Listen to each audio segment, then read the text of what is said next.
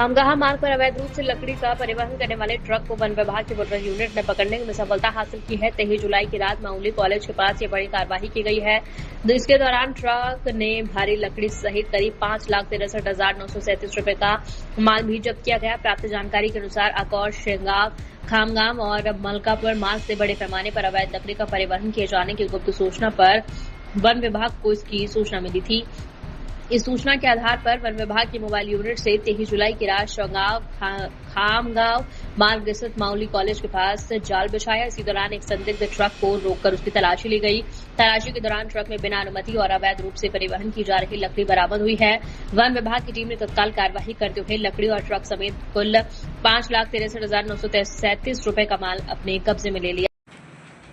युवा राऊत वनकृषी अधिकारी Khamgaon mobile squad व माझी टीम रात्रगस्ती असताना गोपनीय माहितीच्या आधारे खबर मिळाल्याने शेगाव ते खामगाव रोडवर नाकाबंदी करून माऊली इंजिनिअरिंग कॉलेज जवळ सवची ट्रक टाटा MP 09 HG 0275 थांबवून तपासले असता सदर ट्रकमध्ये अर्धा जत्र मिळून आले।